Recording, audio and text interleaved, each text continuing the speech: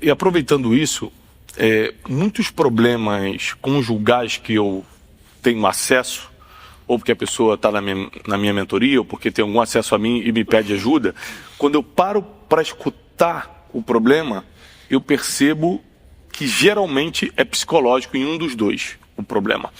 É um problema da psique, ou seja, o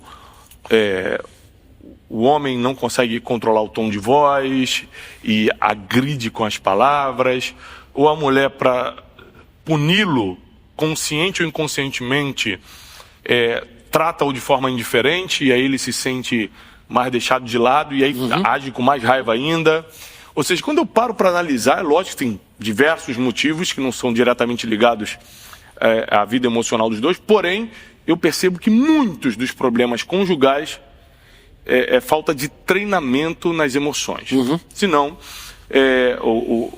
as palavras seriam melhor colocadas, a empatia seria a realidade, porque se você parar para pensar, se eu for empático com a minha esposa, eu jamais vou chegar em casa falando assim, eu trabalhei o dia todo e não sei o quê, e ela também. Nas responsabilidades dela. Né? Responsabilidades essas que eu não conseguiria cumprir. Se fosse trocar, eu não conseguiria cumprir. Então a empatia é muito poderosa para libertar essa parte emocional. O que os casais podem fazer? O casal quer salvar seu casamento. O que eles podem fazer para conversar entre si, se já é tão difícil eles conseguirem conversar entre si, para se libertar emocionalmente? Eu não sei se existe essa palavra, mas essa conjugação de palavras, mas se libertar emocionalmente. É engraçado, você comentou que muitos casais se digladiam, discutem por coisas até irrelevantes e às vezes usam generalizações. Você é sempre assim. Sempre assim. Mas não tem jeito, de novo. Cuidado, generalizações são cruéis, inclusive com os filhos. Eles não são sempre assim. Eles não erram. Nós queremos mudar o cérebro dos outros. Repitam comigo. Ninguém muda ninguém. Ninguém muda ninguém. Temos o poder de piorar os outros. Temos o poder de piorar os outros. E não de mudá-los. E não de mudá-los. Quem já tentou mudar uma pessoa teimosa aqui? Levante as mãos. Parabéns. Vocês a deixaram super teimosas. Porque toda pressão, toda crítica, toda contundência, todo tom de voz elevado registra de maneira diferente como vocês gostariam que arquivasse para mudar o outro. Você reforça aquilo que você mais detesta. E não é a falta de amor que destrói os casais. É a falta de saber amar que destrói os casais. É a maneira como nós nos colocamos nas relações interpessoais. Abaixar o tom de voz quando alguém eleva o tom de voz é você aprender a não negociar a sua saúde mental e você ensinar quem você ama também a não negociá-la. Quem eleva o tom de voz já perdeu. Perdeu a sua capacidade de ser autocontrolado. Quem tem ciúmes, de acordo com o programa de gestão da emoção, tem uma definição belíssima. Vou pedir para os meus alunos repetirem. Teus alunos, que nesse momento também se tornaram meus alunos. Ciúmes é saudade de mim. É saudade de mim. Você exige do outro ou da outra a atenção que você não dá para si. Cobranças do outro também é saudade de mim. Toda pessoa que cobra demais está apto para trabalhar num banco ou numa financeira, não para construir uma bela história de amor.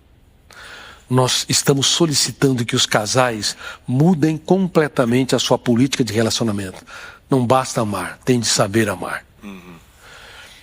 E para saber amar, você tem que ver o charme nos defeitos dele ou dela.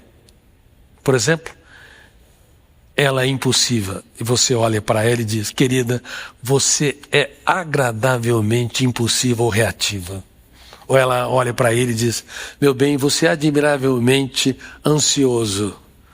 Você começa a ter uma vida mais leve. Ao invés de ser um neurocirurgião querendo operar o cérebro dos outros, ou um psiquiatra querendo mudar a mente dos outros, que gera o contrário, você vai entender que você não muda o outro ou a outra, mas ele e ela pode se mudar se você for elegante, nobre, impactante, se você surpreender, dizer palavras nunca ditas. Se você começar a mudar a política do relacionamento. Lembre-se, ao invés de se tornar um apontador de falhas, se converter num celebrador de acertos. Quem é que me promete que de hoje em diante será um celebrador de acertos e não apontador de falhas, vai praticar a técnica DCD, vai diminuir o tom de voz quando alguém elevar o tom de voz, vai gerir a sua emoção nos focos de tensão? Levante as mãos. Posso brincar com vocês? Não com você, com eles posso brincar? Levante as mãos de novo, por favor. Eu não confio em vocês. Porque o inferno emocional está cheio de pessoas que prometem. Mas no calor da segunda-feira, tudo volta. Agora, quem me promete que vai treinar todos os dias? Aí sim, treinamento, treinamento, mais treinamento. A palavra de ordem na mente humana é você treinar o seu eu para que ele saia, usando a metáfora do teatro, da plateia, entre no palco e possa se tornar ator ou atriz principal do teatro da sua psique. Caso contrário, nossas intenções não duram, não resistem ao calor dos problemas da segunda-feira ou às jornadas conflitantes da nossa história. Porque estamos doentes. Todos, mesmo não catalogados pela psiquiatria, como depressão bipolar, depressão maior, como TAG, transtorno de ansiedade generalizada, como psicose, como síndrome do pânico, não importa. Nós podemos não estar em nenhuma classificação diagnóstica, mas o nosso eu, nessa sociedade cartesiana, racionalista, exteriorizante, criticista, está doente. Porque nós não sabemos nem cuidar de nós mesmos. Quanto mais não sabemos cuidar das pessoas que estão ao nosso redor. Mas se nós treinamos, viver uma vida mais leve, mais relaxada, se você treina observar comportamentos pequenos e exalta, seu marido, por exemplo, é irritadiço, fala sempre de problemas, é pessimista, mas quando ele é um pouco bem-humorado, relaxado, se você diz, querido, como é que você é um bom piloto da sua mente? Se ele se surpreendeu, você acertou. Puxa, como é que você é calmo? Como é que você é incrível? Quando você exalta diminutos comportamentos, o biógrafo do cérebro, ele faz uma festa no território da emoção. Ele registra de maneira privilegiada. Você pode mudar seres humanos tocando muito menos nos problemas e exaltando muito mais diminutos comportamentos quando eles aparecem. A sabedoria não é dada por um ser humano que se agiganta diante dos outros, querendo ser o mestre deles. A sabedoria dá quando você se faz pequeno para tornar os pequenos grandes. Muito bom.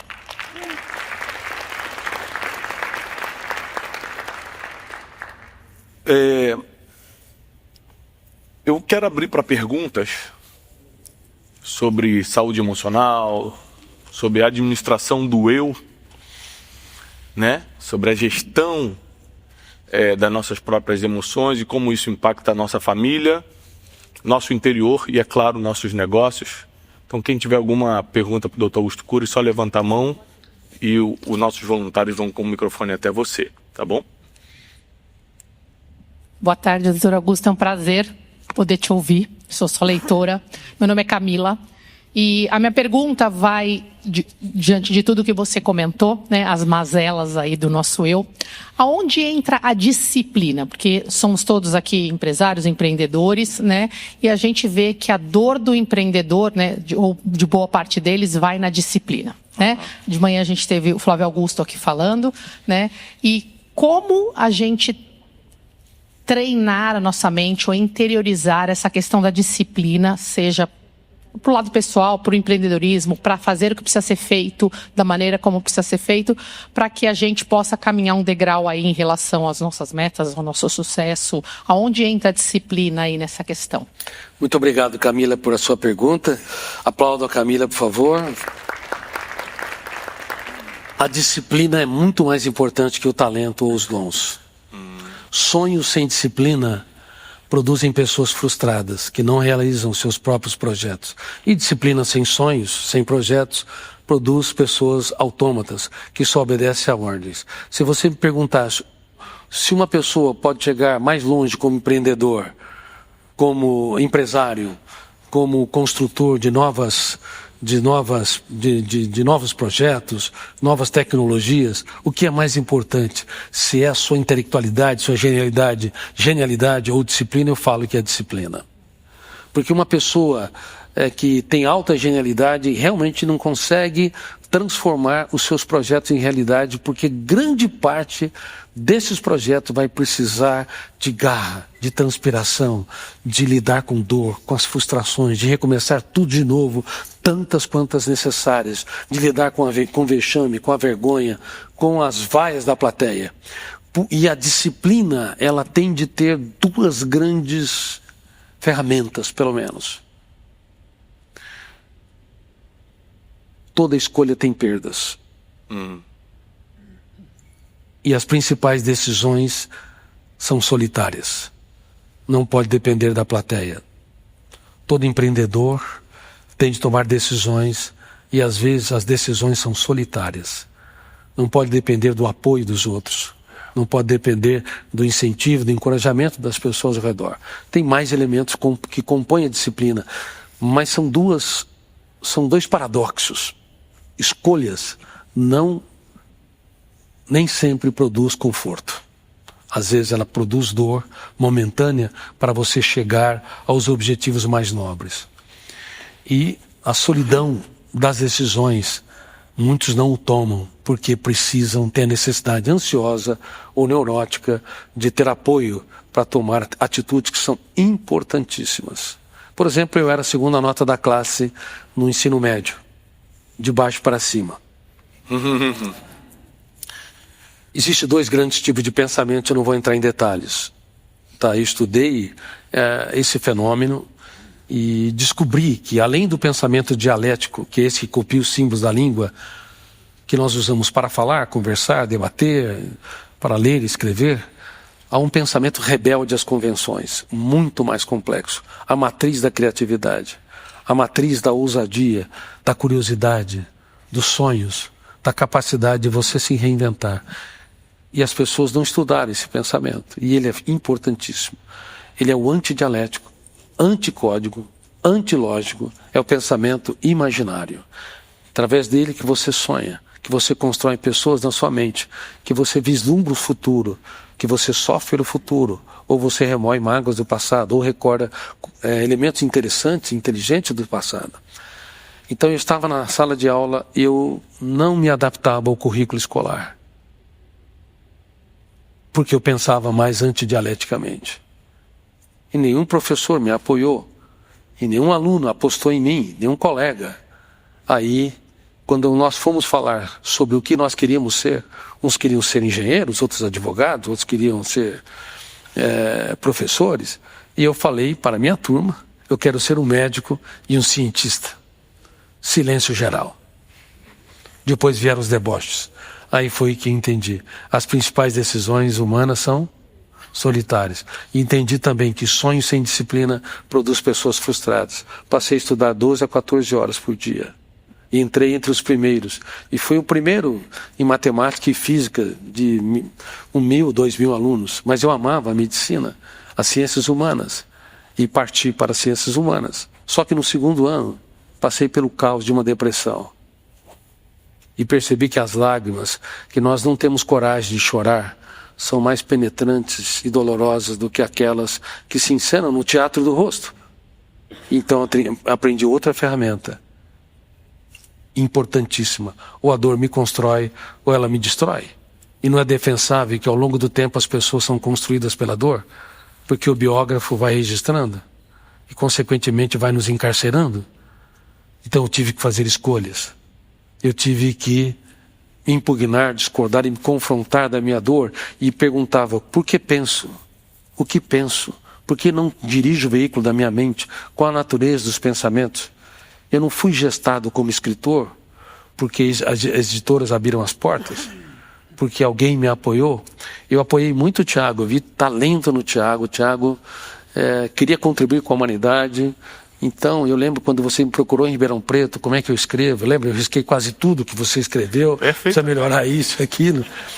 Eu vi esse desejo. Esse jovem aqui tem ouro aqui dentro. Se remover, eu não crio ouro, mas eu posso remover as pedras. Esse é garimpeiro de ouro.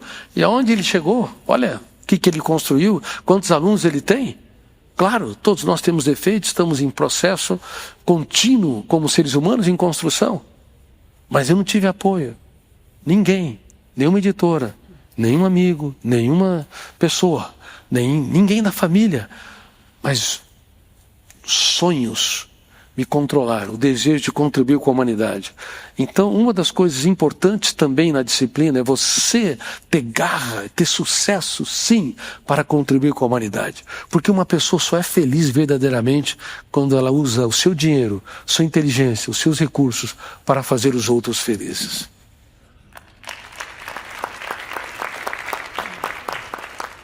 E 20 anos depois, eu recebi o título de honra, membro da Academia de Gênios do Instituto Europeu de Inteligência. Falei, mas eu, gênio, membro de honra entre os gênios, mas lá atrás era a segunda nota da classe. Se eu cheguei lá, qualquer ser humano pode chegar. Muito bom. Próxima pergunta. Boa tarde, eu me chamo Maria. Doutor Augusto, eu me arrependo profundamente por não ter sido a mãe que minhas filhas precisavam quando eu era pequena. Hoje eu tento me reconectar com elas, mas às vezes eu sinto que elas não me permitem me aproximar, principalmente a mais velha. É como se ela quisesse me abraçar e alguma coisa impedisse ela. Eu tento criar novas memórias para empilhar sobre as ruins, mas eu me deparo com a barreira invisível. Como é que eu posso, de forma emocional e prática, pedir ajuda e reconstruir esse vínculo, mesmo quando eu sinto que eu estou sozinha nesse esforço? Seu nome mesmo é? Maria. Maria, a sua pergunta é a dor de milhões e milhões de pais, se não centenas de milhões de pais no mundo todo. Como reconectar com filhos, já que nós não conseguimos criar pontes adequadas? Os pais, nas relações interpessoais, eles falam muito com a criança quando elas não sabem falar. Já repararam? Bebê, criança de 1 ano. Os pais chegam, querem conversar, querem tirar qualquer palavra. E eles são bem-humorados quando as crianças não entendem as sutilezas, o bom humor, a piada. Mas os pais, eles fazem de tudo. São extremamente versáteis para roubar um sorriso de uma criança. Quando as crianças aprendem as sutilezas, aprendem a capacidade cognitiva de se colocar no lugar do outro ou de perceber uma piada, as nuances, e aprende também a dialogar, os pais se calam e deixam de ser bem-humorados. Aí já se formou milhares, dezenas de milhares de janelas traumáticas que impede uma relação mais aberta e mais tranquila. Mas você pode mudar o status quo da relação? Sim, você pode. Só que você tem que ser muito inteligente em termos de gestão da emoção. Não fale demais. Em primeiro lugar, não queira conquistar falando da conquista. Não aponte falhas de maneira rápida e incisiva, porque uma vez que você aponta a falha, pode ser mais forte e poderosa do que você dar sem apoios. Número 3, saia com ela só para jantar de vez em quando e fale do que ela goste. Pergunta quais são os sonhos, quais são os pesadelos que você pode contribuir para que ela se torne mais feliz. Você não vai dar conselhos, você não vai dar orientações, porque a tua imagem já está comprometida. Porque quando ela olha para você, sem que você perceba e sem que ela perceba, já detona o gatilho, abre uma região onde tem milhares de dados e que dificultaram uma convivência mais tranquila, pacífica, interessante, inteligente e bem-humorada. Vou te dar um exemplo aqui de um caso gravíssimo. Chegou uma senhora no meu consultório, 82 anos, dizendo: eu quero me separar do meu marido. E ela detestava psiquiatra. Falaram que eu era um neurologista. E eu nunca gosto que façam isso, mas era a situação que estavam. A pergunta que não quer calar: mas há quanto tempo a senhora está casada? há mais de 50 anos. E por que não se separou, né? Todo mundo faria uma pergunta assim.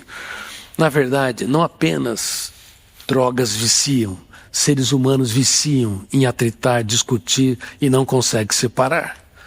Quem é que consegue pessoas que brigaram a vida toda e não se separaram? Levante as mãos. Muita gente brigaram a vida toda e não se separaram. Vocês conhecem parentes. Então eles são viciados um no outro. E ela, se eu apontasse qualquer falha, se eu começasse como qualquer psiquiatra, ou como um psiquiatra normalmente se esperar, quais são os seus problemas, suas dificuldades, ela iria embora, ela sairia nos primeiros 5 minutos.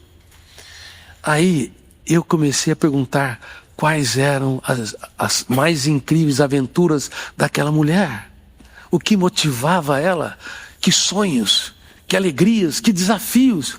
Ela ficou surpresa, porque eu rompi o cárcere da previsibilidade do comportamento, eu surpreendi, provoquei o biógrafo, provoquei o fenômeno do gatilho da memória a abrir janelas. Killers ou lights? Lights, que estavam na periferia da memória, estava além da MUC, memória de uso contínuo, aqueles 2% que eu falei. E ela começou a se abrir. E ela começou a se encantar. E ela falava da história dela como uma jovem. No outro dia ela veio toda arrumada. E depois de umas 5, 6 sessões ficou sabendo que eu era um psiquiatra. Ah, você me enganou, hein? Eu falei, não, eu não te enganei. Na verdade, teus parentes te enganaram. Eu sou para a senhora um ser humano que se sente honrado em conhecer a sua história. E ela amava estar lá, porque eu não tocava em tese nos problemas, eu exaltava e aos poucos levei ela a ter consciência crítica de quem ela era, de quem o marido era. E o marido era um grande cientista, um dos maiores do Brasil, que desenvolveu uma das mais incríveis faculdades de medicina, da USP. E sabe o que aconteceu? 3 meses após, ela estava dançando com o marido na casa, na sala de casa, como 2 adolescentes. E ele, angustiado, deprimido, resgatou o seu prazer de viver. Então, por favor, você não imagina o quanto você pode penetrar. Só que você tem que mudar a estratégia. Não queira ensiná-la como uma mãe ensina o filho. Não queira dar conselhos, não queira apontar falhas. Não fale das dificuldades que você tem com ela. Procura ser um garimpeiro de ouro. Qual que é a tese do garimpeiro de ouro nos solos da mente humana? Ele cria o ouro? Não.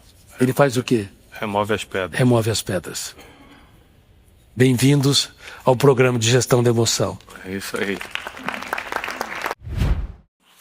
Quais são os 3 principais conselhos? Aqui na plateia tem só empreendedores. Na internet tem todo tipo de gente nos escutando, todo tipo de profissão, todo tipo de faturamentos, né? Todo tipo de pensamentos. Mas quais são os 3 principais conselhos para uma pessoa que quer manter a saúde mental, para poder continuar empreendendo, para ter uma família mais harmoniosa, saudável? 3 principais conselhos para a saúde mental. Em primeiro lugar, é muito importante nós sabermos que a psiquiatria clássica e a psicologia, elas tomaram um caminho que não foi tão adequado por focar excessivamente no tratamento, enquanto que a melhor medicina é a preventiva.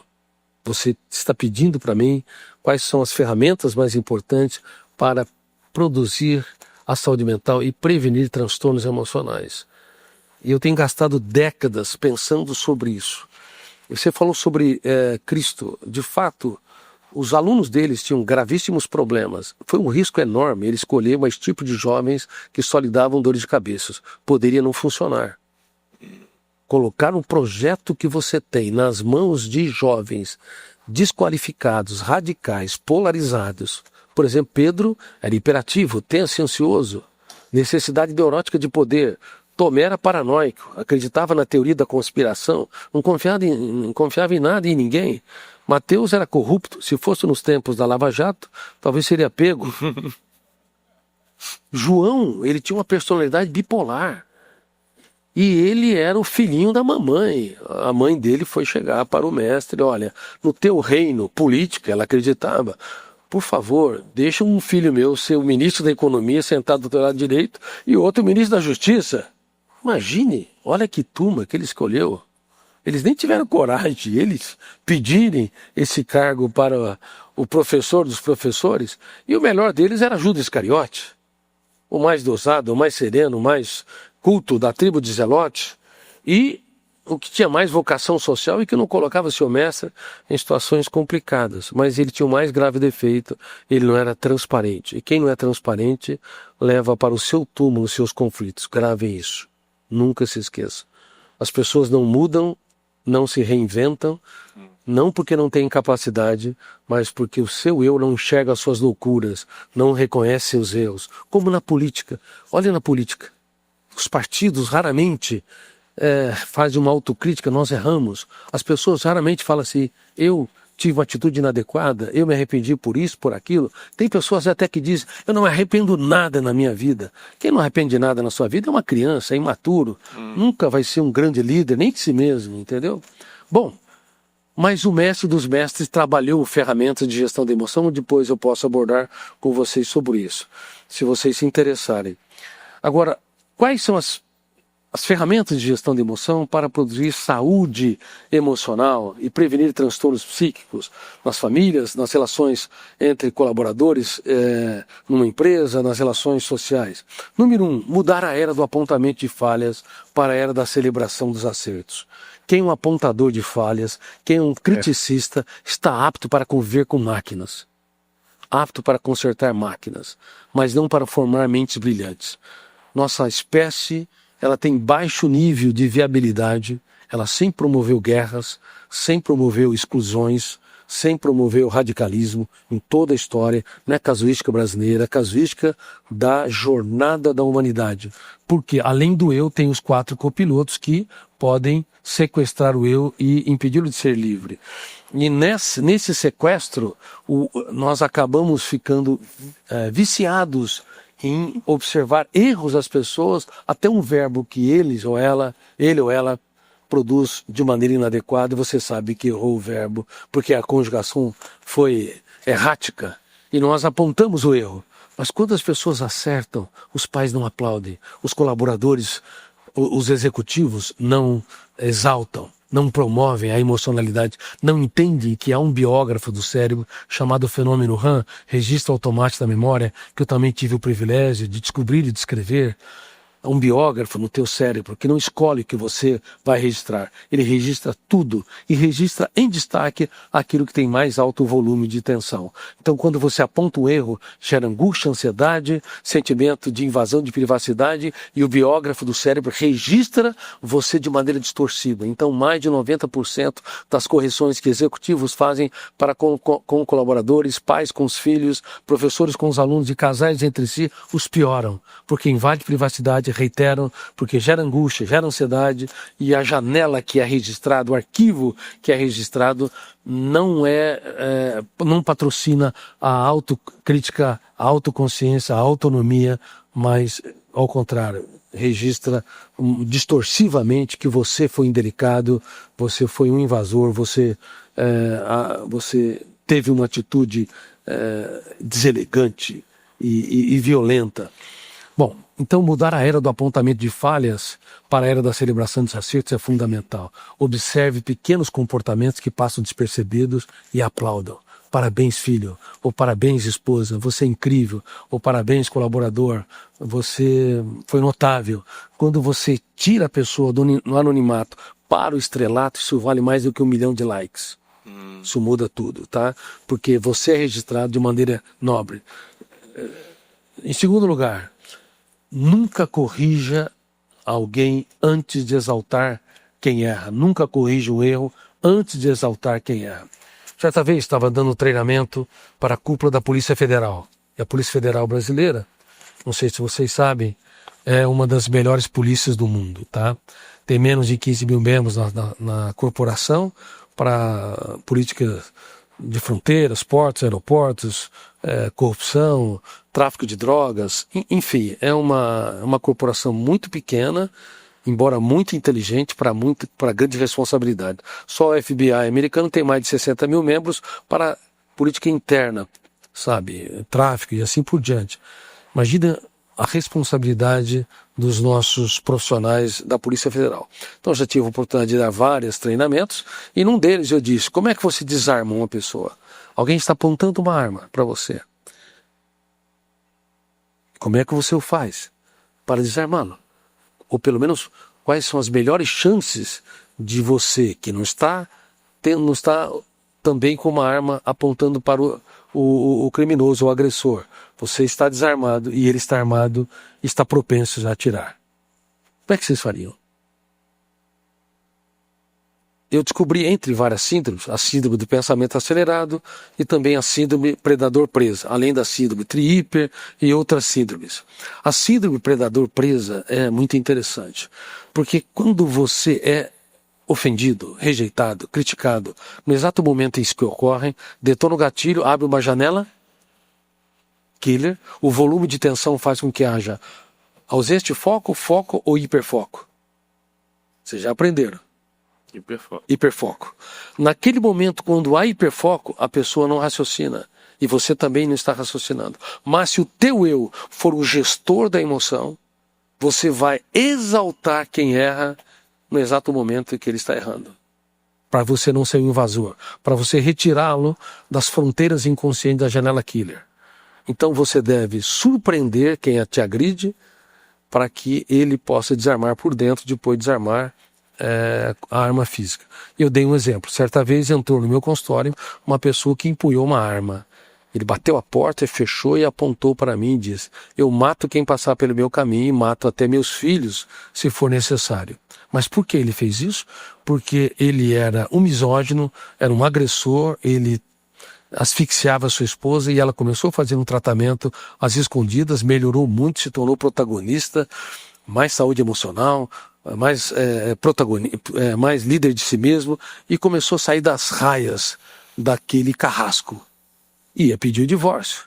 Bom, ele descobriu o que estava acontecendo, acompanhou na surdina, percebeu que saiu do meu consultório e apontou a arma para mim.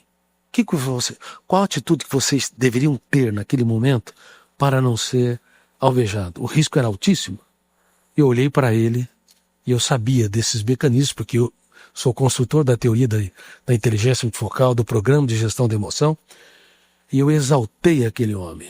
Como é que pode uma pessoa tão inteligente precisar de uma arma para expressar suas ideias? Porque se eu me intimidasse, ele era o predador e eu a presa, ele atirava. E se eu se tornasse arrogante, eu era o predador, ele a presa, ele atirava. Em qualquer circunstância, a não ser que eu tocasse profundamente a emocionalidade dele para romper as fronteiras do hiperfoco. E disse também, como é que pode, não apenas uma pessoa inteligente como o Senhor, precisar de uma arma para expressar suas ideias, mas eu aqui me sentirei honrado em conhecer a história, a jornada deste homem que impõe essa arma, seus sonhos, os seus pesadelos. Eu não te ouvirei como alguém que vai te julgar, mas como alguém que quer conhecer profundamente o que está por detrás desse ser humano que está angustiado empunhando essa arma. Por favor, estou aqui para te ouvir sem nenhum pré-julgamento. Sabe o que aconteceu? Aquele homem, sem perceber, detonou o gatilho, nuvens de gatilho, abriu janelas lights, porque eu não o condenei, janelas saudáveis, relaxou e desabou em lágrimas. E a partir daí, eu comecei a tratar dele, tratar da esposa, fiz terapia de casal, e ele deu um salto sem precedente. Ele era um alemão, os pais passaram por muitas atrocidades no passado, e ele era vítima do seu passado. Só que o passado explica o nosso presente, mas ele não pode explicar o nosso futuro, caso contrário, destino. Não é questão de destino, não é inevitável, é uma questão de escolha. E a partir daí ele escolheu se tornar autor da sua própria história. Uau. Uma coisa interessante é que antigamente eu li os livros do Dr. Cury E ele falava muito sobre a questão das janelas killer e do duplo P, que é o duplo poder, né, de algo negativo. E eu não entendia muito isso, assim. Por que eu não posso dar tanto valor para a minha dor, né? Porque o cérebro, a nossa mente tende a registrar muito mais Exatamente. a dor, e no momento que você mais precisa, ele vai trazer aquilo para te fazer sofrer ainda mais do que as coisas boas. Aí um dia eu estava assistindo um filme, que é um dos meus preferidos hoje. Se chama Kingdom of Heaven, em inglês, e foi traduzido aqui para o Brasil como A Cruzada, com Orlando Bloom. Eu sugiro que assista esse vídeo. A Cruzada. É um filme da época da Cruzada. Orlando Bloom é um ator de Hollywood. E ele, o rei de Jerusalém, é um leproso que anda de máscara. E o chefe do exército descobre um filho bastardo na França. Como ele não tinha outros filhos, ele vai até a França, encontra esse filho bastardo, traz para Jerusalém para treiná-lo, para ele substituí-lo como comandante da guarda real, para ele proteger Jerusalém.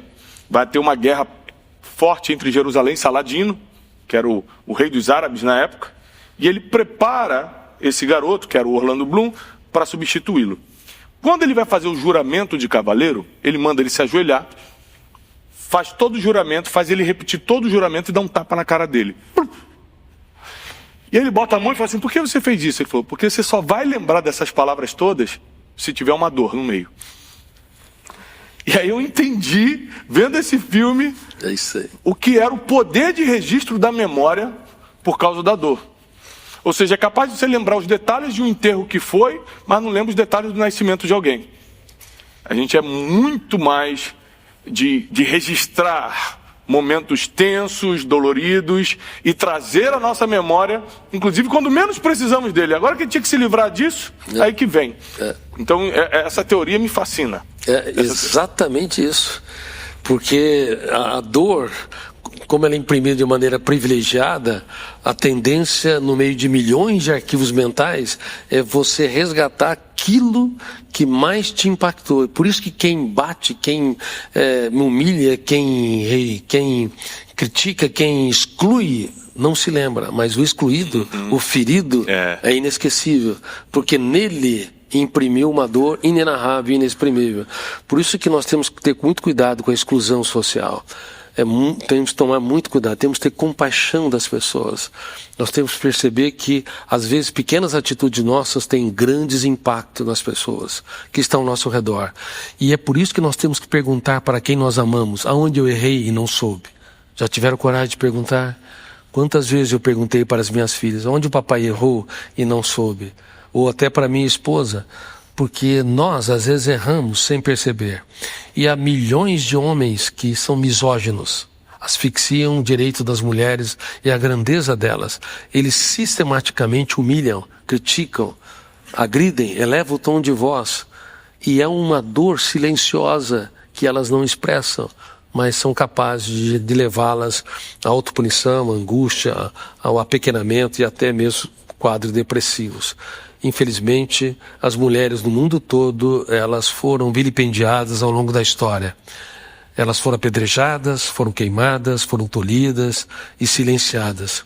E sem vocês, mulheres, nossos céus não teriam estrelas, nossas manhãs emocionais não teriam orvalhos, nossa história não teria aventuras. Muito obrigado por vocês existirem. Muito bom. Daqui a pouco eu quero voltar no assunto de autopunição, porque conheço muita gente assim, já passei por esse processo. Mas antes eu gostaria de fazer uma pergunta geral. Quem aqui teve um problema sério na infância? Algum tipo de abuso físico, mental, emocional, palavras, apanhou muito, abuso sexual, alguma coisa desse tipo? Quem cresceu sem paternidade, sem pai, não teve ligação com o pai, ou o pai foi muito ausente? Quem passou por algum tipo de privação muito forte na infância? E tudo isso gera alguns... Quem sofreu bullying na escola? Levante as mãos. Olha só. A maioria, né? O Erle hoje até sofre e está vivo, viu, gente? Ou seja, brincadeiras à parte, a gente vem geralmente de uma infância complicada. Nem todos tiveram uma boa infância. E às vezes a tua infância foi boa, mas uma coisa só te marcou o suficiente. Exatamente, é isso. Para fazer com que a tua idade adulta fosse um pouco sofrida. Eu gostaria que o Dr. Augusto Cury explicasse para a gente se realmente a frase "nós somos reflexo da criança que fomos", se isso é verdade, se a nossa infância marca tanto a vida adulta e como é que funciona esse processo. Freud, ele acreditava que os primeiros, os traumas, as perdas, os abusos que ocorreram nos primeiros 7 anos definiam os conflitos de um adulto, o adoecimento psíquico, os transtornos mentais. Mas isso não é verdade. Isso não é verdade sempre. Por quê?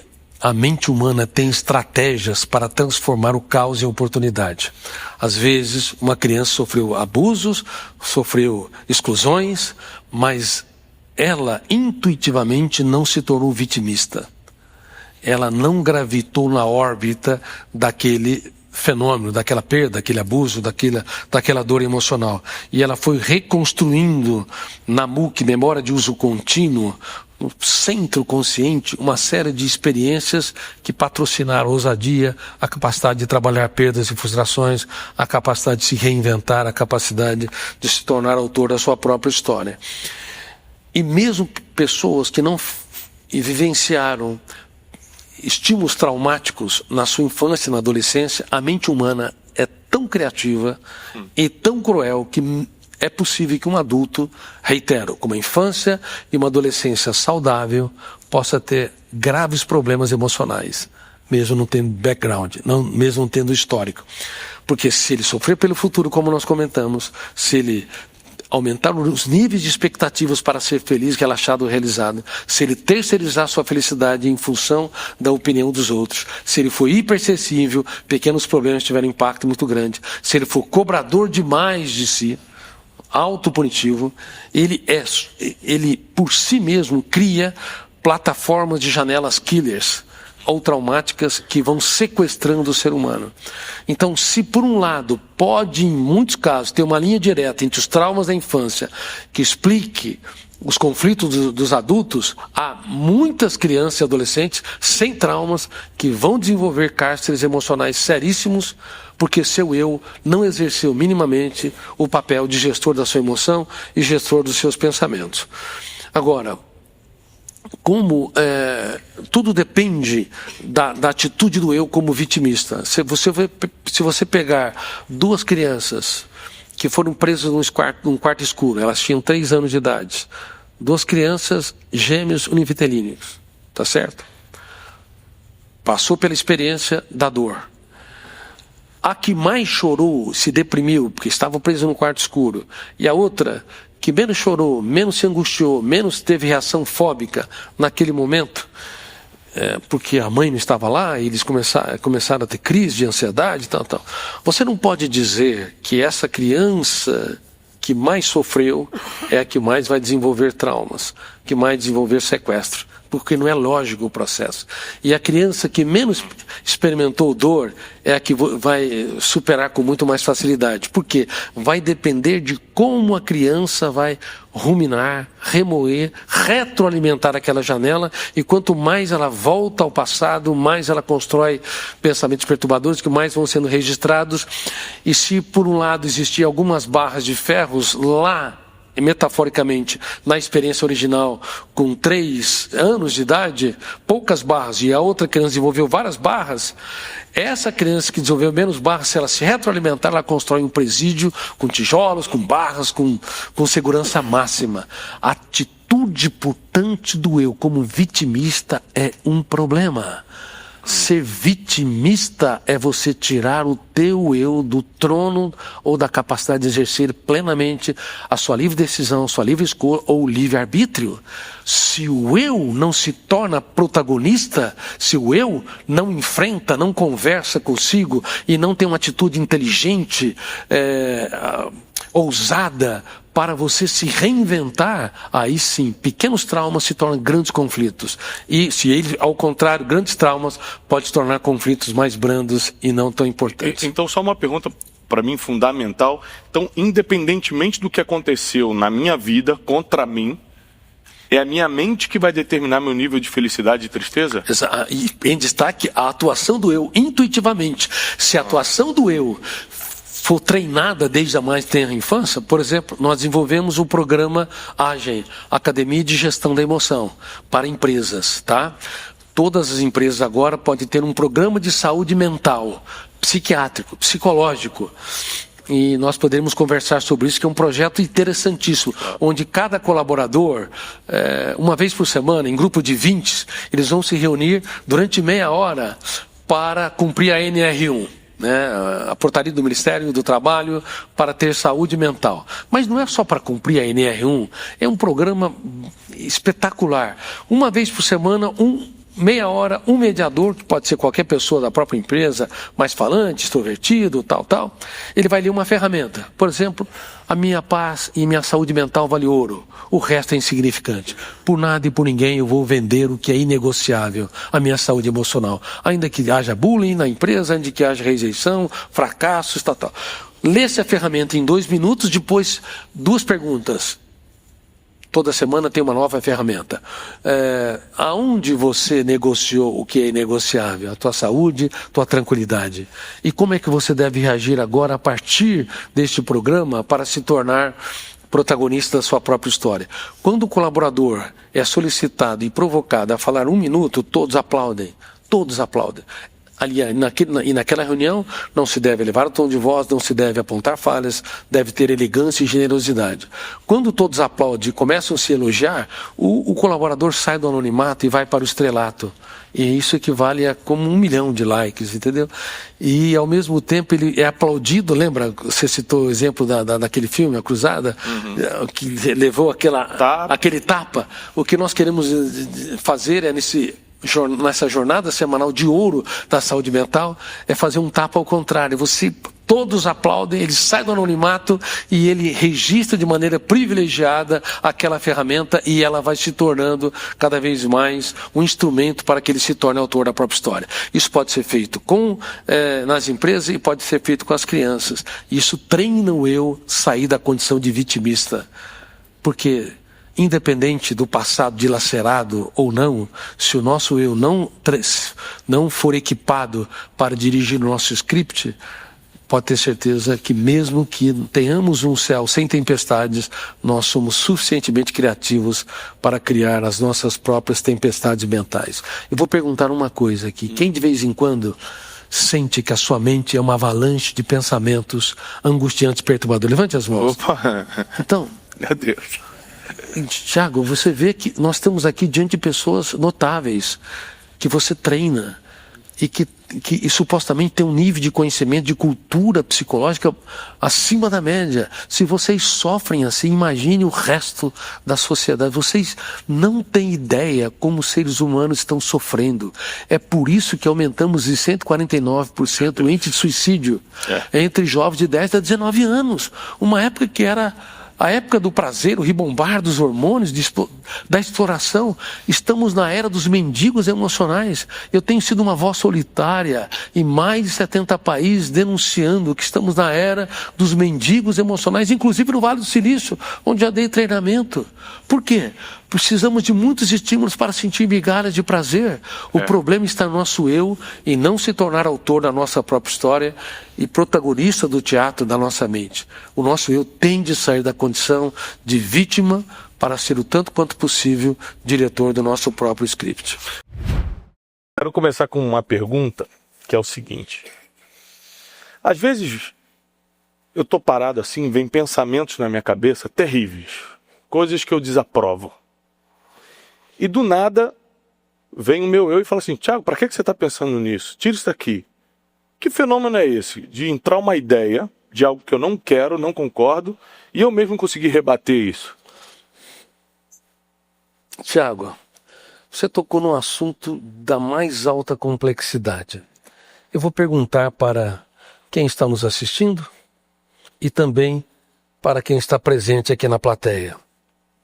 Vocês pensam apenas aquilo que querem pensar? Não. Todo mundo respondeu coletivamente que não. Mas se vocês não pensam o que querem pensar apenas, quem pensa o resto? Sua mente é uma casa de terror?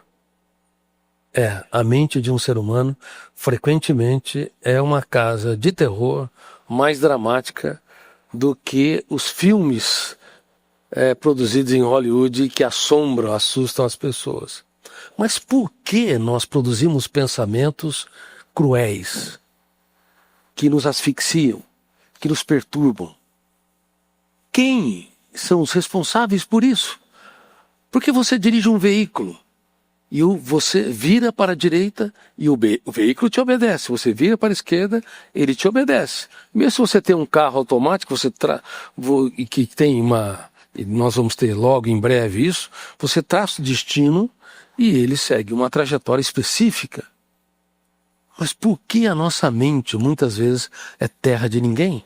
Esse assunto não foi estudado por Freud, por Piaget, por Vygotsky, por Kant, por Hegel, por Bion, por Sartre, porque é um assunto ligado à última fronteira da ciência, o processo de construção de pensamentos. Quem produz pensamentos? E por que grande parte desses pensamentos são lixos mentais?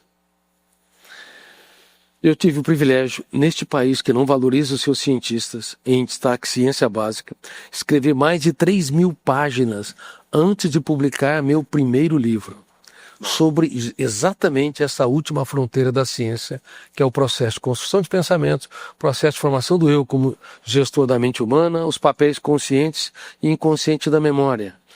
E enquanto eu estava produzindo conhecimento, atendendo pacientes da minha região, do estado, de outros estados e de outros países, nos intervalos, nos finais de semana, eu ficava perplexo. Por que uma pessoa tem um ataque de pânico? Você citou aqui, antes da sua apresentação, uma sensação súbita e urgente que a pessoa vai morrer ou desmaiar. Por que tem uma crise de ansiedade? Por exemplo, ela sofre pelo futuro e infecta o presente, o único momento em que você é feliz, realizado e relaxado. Há 4 fenômenos que leem a memória sem autorização do eu, e isso muda tudo em termos de complexidade da mente humana.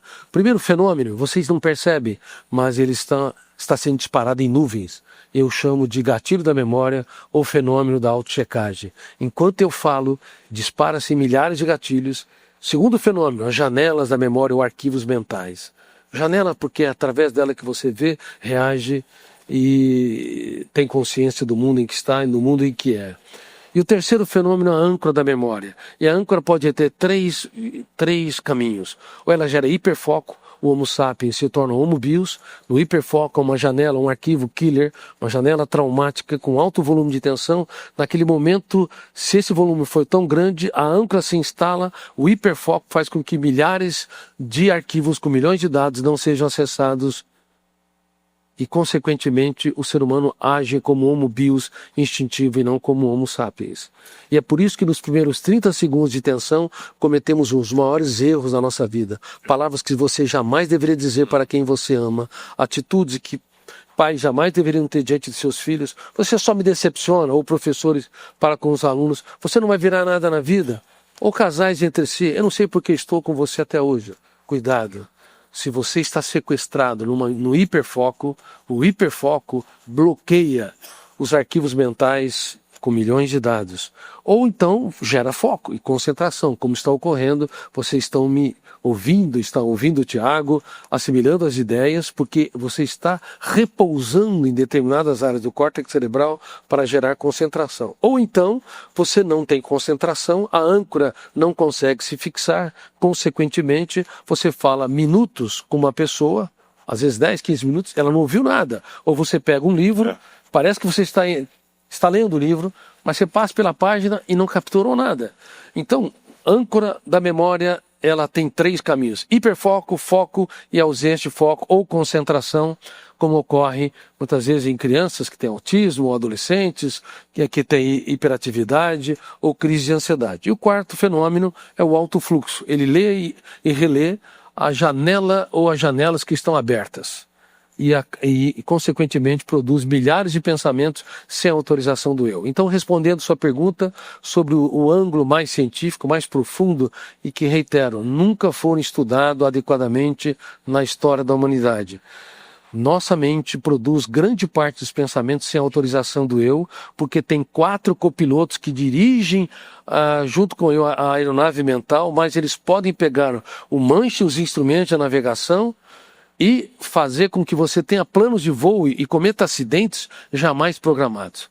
Então, se você acha que você é um ser humano complicado, você é mesmo. Se você acha que você é um ser humano complexo, você é mesmo. Você não precisa ter problemas para criar seus problemas. A mente humana já é suficientemente criativa para produzir milhares de pensamentos que pode contrapor ao que você é, pode asfixiar você, pode levar você a ser ansioso, irritadiço, a baixar o limiar para suportar frustrações. E só encerro dizendo o seguinte, mas por que nós temos esses 4 grandes copilotos? Por que não só o eu não estaria, por que não seria bom só se o eu estivesse em cena comandando todos os pensamentos? Se o eu estivesse só controlando tudo que você quer pensar, todas as emoções, todas as ideias, numa direção lógica, nem você se suportaria. Porque a vida psíquica, a mentalidade, a intelectualidade humana levaria o ser humano a um tédio cruel. Porque grande parte dos pensamentos que você produz sem autorização do eu, das imagens mentais, das fantasias, é para te entreter, para te distrair, para te movimentar, para excitar, construir os teus sonhos, as tuas expectativas, a tua curiosidade. Então não pense que você tem de estar sempre no controle. Esses fenômenos são importantes para gerar a maior fonte de entretenimento e para registrar milhares, milhões de arquivos ao longo do traçado da nossa jornada para formar a colcha de retalhos para o desenvolvimento da personalidade. Então aquilo que deveria nos libertar, aquilo que deveria nos entreter e alavancar a formação da personalidade também pode nos encarcerar, também pode nos aprisionar, também pode fazer com que pessoas multibilionárias ou multimilionárias que têm sucesso intelectual, social e até grande sucesso nas redes sociais, pode ser um miserável morando em palácio, um miserável morando em belíssimas casas de condomínio, um miserável sendo um multibilionário no Vale do Silício. Se o eu não aprender a dar um choque de lucidez nesses 4 fenômenos, quando eles, que são inconscientes, quando eles atuam nos asfixiando, aprisionando e nos encarcerando. Como nasce e como a gente trabalha esse mal que é a ansiedade?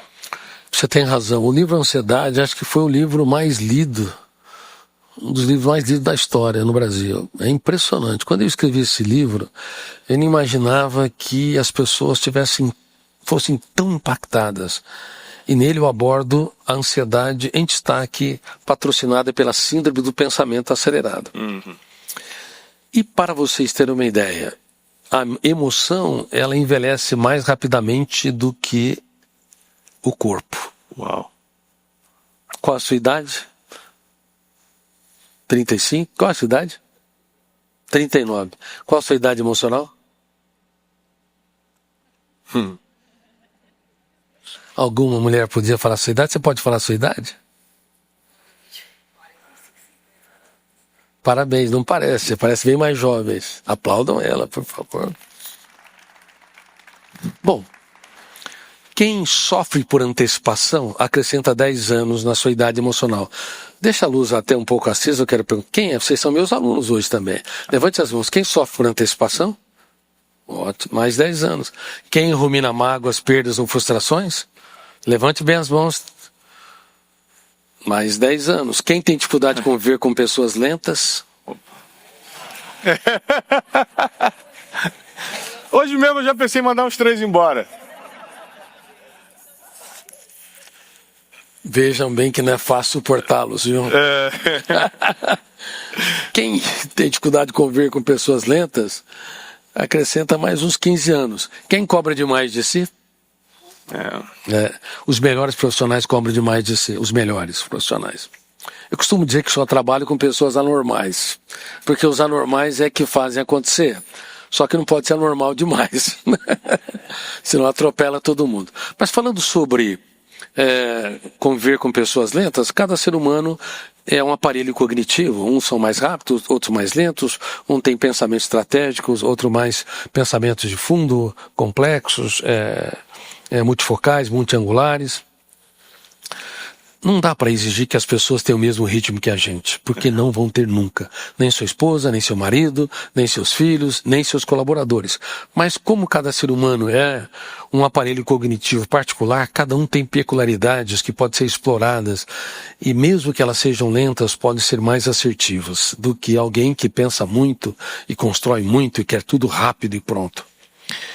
Então, tolerância e paciência é fundamental para que nós sejamos autores da nossa própria história. Toda vez que você tem alguém que não corresponde à sua expectativa, saiba que é impossível ter dois seres humanos iguais. E a sabedoria, ela implica em você ser um garimpeiro de ouro nos solos da intelectualidade. E um garimpeiro de ouro não cria o ouro, remove as pedras. Há uma diferença enorme. E remover as pedras não é pressioná-los. É você, como eu disse, elogiar antes de criticar.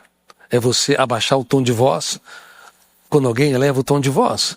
É você aprender a desafiar quem está ao seu redor, provocando a capacidade de pensar e o desenvolvimento do raciocínio sintético. E você desafia perguntando, você não desafia respondendo pelo outro ou pela outra, tá? Isso é fundamental. Bom, síndrome do pensamento acelerado é uma síndrome que eu descobri porque percebia já nos anos 2000 que a quantidade de dados registrados pelo biógrafo do cérebro, o fenômeno RAM, registro automático da memória, poderia fazer com que a MUC, memória de uso contínuo, que é o centro consciente da memória, fosse completamente saturada.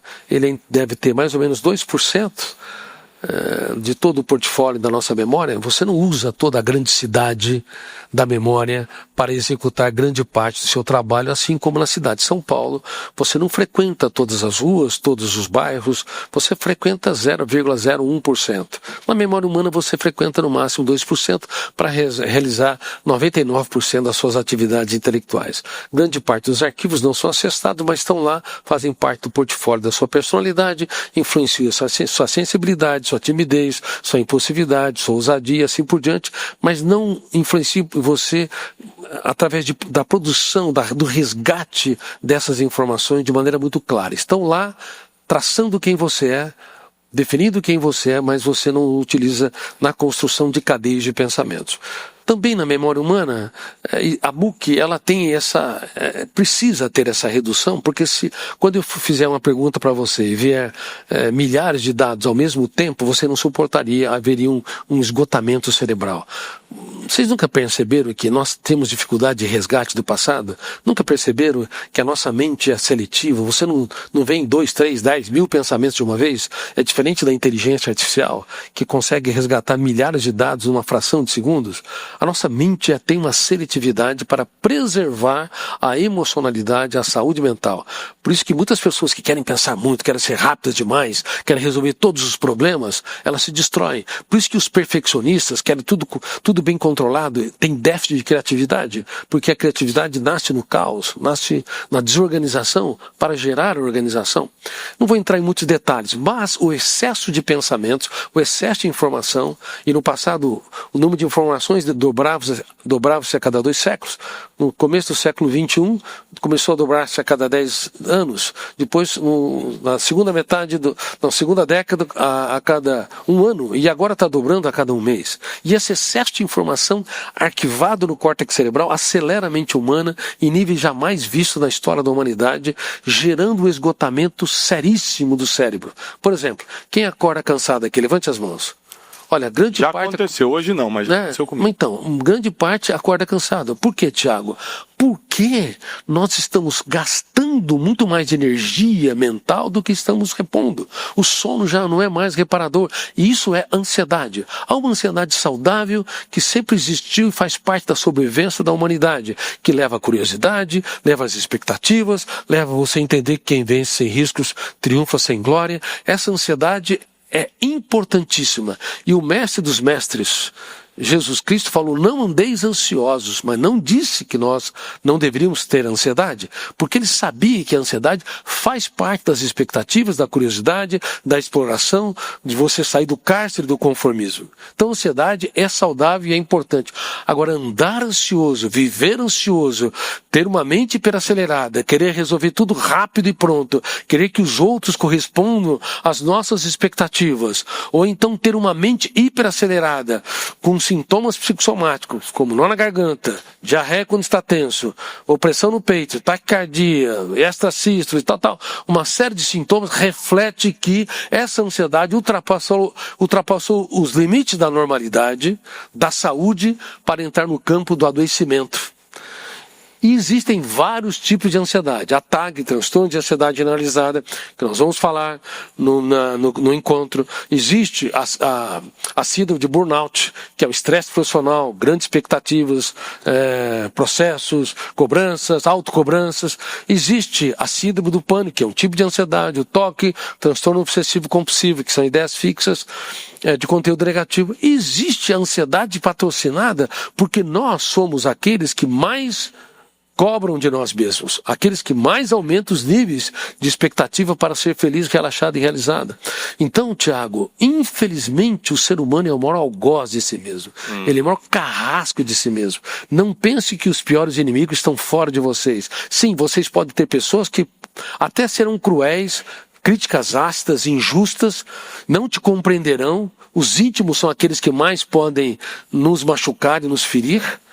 Mas ninguém pode levar você ao caos emocional, ao desprazer de viver, a ter crise de ansiedade ou crise depressiva, mais do que sua mente, em destaque os 4 copilotos, quando não gerenciado minimamente pelo próprio eu. Quando você não impugna. Sabe quanto tempo você tem para impugnar um pensamento perturbador? Você produziu uma ideia de que não vale a pena viver, ou de que as pessoas não gostam de você, ou de que, puxa, eu não tenho sucesso, eu não tenho capacidade. Não importa o pensamento, o lixo mental. Você tem 24 horas para tomar banho, não é isso? 4 a 6 horas para escovar os dentes, higiene bucal. Mas você só tem 5 segundos para impugnar, discordar e confrontar de um pensamento perturbador. E Harvard não ensina isso, Cambridge, Oxford, MIT, estão no tempo da pedra em termos de gestão da emoção, que é mais complexo do que inteligência emocional. Porque no fundo não há inteligência emocional, a emoção é desinteligente, é inconsciente, ela não consegue ser autogerida, é a parte mais bela, mas é a parte mais, é a meninice, a parte mais ingênua da nossa psique. Quem tem de gerir a emoção não é ela mesma, não é ela que tem que ser inteligente, é o eu que tem que ser inteligente o suficiente para impugnar, discordar, confrontar a cada momento existencial, para que possamos nos tornar o tanto quanto possível protagonistas da nossa própria história, diretores do nosso próprio script, pilotos da nossa aeronave mental. Agora, doutor Augusto, uma coisa que eu tenho reparado, principalmente entre empreendedores, é a capacidade absurda de sofrer por antecipação, de ter uma mente catastrófica, ou seja, imaginar sempre o pior cenário, sempre. Porque imaginar uma vez ou outra o pior cenário para você se preparar é uma coisa. Agora, a vida toda só pensando no pior. Pessoas que são extremamente negativas em tudo, por exemplo, aparece uma espinha, ela acha que pode ser o fim da vida dela. A empresa não está indo bem naquele mês, ele acha que vai quebrar. O casamento teve uma confusão, ele acha que acabou tudo. Ou seja, como trabalhar essa mente catastrófica, esse sofrimento por antecipação, tem destruído a vida de muitas pessoas, mas principalmente dos empreendedores. Tiago, você já reparou que a imprensa também é assim? Sim, impressionante. Você reparou que as pessoas nos relacionamentos também são assim? A tendência do ser humano é a catástrofe. A tendência do ser humano é valorizar o drama e não a comédia. A tendência do ser humano é ser um pessimista, é sofrer pelo futuro e infectar o presente. Reitero, que é o único momento em que é possível ser relaxado e realizado e feliz. Mas por que isso? Tem explicação. A imprensa não sabe, no mundo todo. A CNN, a Fox News, a Globo e todos os canais de TV não sabem. Por que elas... Porque nós também fazemos a mesma coisa. Porque eles fazem e nós reproduzimos em nossa mente. Porque tudo aquilo que tem mais dor é imprimido de maneira mais privilegiada e se torna uma janela killer psicodisponível em meio a milhões de janelas. É como se, por exemplo, a mente humana, a memória humana fosse milhares de vezes mais complexa que a cidade de São Paulo. Você tem inúmeros bairros, milhões de residências, mas quando ocorre uma destruição de uma área, a tendência é aquela área ficar exposta e nós gravitarmos na órbita de quem nos ofendeu, de quem nos criticou, de quem nos excluiu, ou daquele mês que você falou que o faturamento da empresa foi menor, ou de uma crítica ácida, ou de, sabe, como você falou, uma espinha, bom, será que eu estou com câncer? O ser humano tem tendência a avolumar a sua dor, o seu sofrimento, e esse sofrimento é registrado de maneira privilegiada, gerando uma janela killer duplo P, com duplo poder, poder de ser encontrado como agulha no palheiro, uma assertividade impressionante no meio de milhões de arquivos que tem coisas belíssimas, apoios, encorajamentos, ousadias, e até um histórico de você ter se reinventado e superado, mas naquele momento aquela dor tem preponderância, vocês têm que tomar cuidado. Você disse uma coisa seríssima e que seres humanos em todo o mundo caem. Inclusive, por exemplo, chineses. Sabe quantos chineses tiram a sua vida por ano? Tem ideia? Muitos, né? Imagino, porque são 2 bilhões de chineses pela estatística. Mas cerca de 280 mil chineses. Meu Deus. E sabe quantos devem tentar o suicídio? 10 para 1. Mais de 2 milhões, 2 a 3 milhões de pessoas. Mas não são um país da tecnologia, eles não estão borbulhando. Bom, na China tem 20% de jovens, 20 anos, 22, 25 anos, que se auto-abandonaram. 60 milhões que não têm mais perspectiva de vida. Trabalharam, estudaram muito, mas não tem trabalho, não tem ambiente, não se reinventam. Eles não conseguem ser empreendedor. E o empreendedor tem que viver riscos. E o empreendedor tem que se reinventar. O empreendedor não pode ter medo da dor. Ele não pode se curvar ao fracasso. Os empreendedores são aqueles que transformam o caos em oportunidade. Os dias mais tristes, nos capítulos mais importantes, mas eles não foram treinados em gestão da emoção. E se nós não formos treinados, o pessimismo, o sofrimento pelo futuro, o medo do que os outros pensam e falam de nós, a alodoxafobia, o medo dos cancelamentos, das críticas, dos haters, vão ter preponderância e vão asfixiar a nossa mente. Então, cuidado. Nós temos tendência ao pessimismo, à autopunição, à autocobrança. Nós temos tendência a supervalorizar os dias mais dramáticos. Mas se o nosso eu sai da plateia, entra no palco da mente e aprende a dar escândalos, quem dirige o meu script sou eu, ele começa a reeditar as janelas da memória. Você não apaga os arquivos mentais nunca. Nos computadores, você é um Deus sempre. Você apaga o que quer, quando quer. No córtex cerebral, isso é impossível. Isso torna a mente humana extremamente complexa. Porque não dá para anular, não dá para você fugir, não dá para você negar o problema. Você pode ir em qualquer lugar do mundo, você não consegue fugir de você.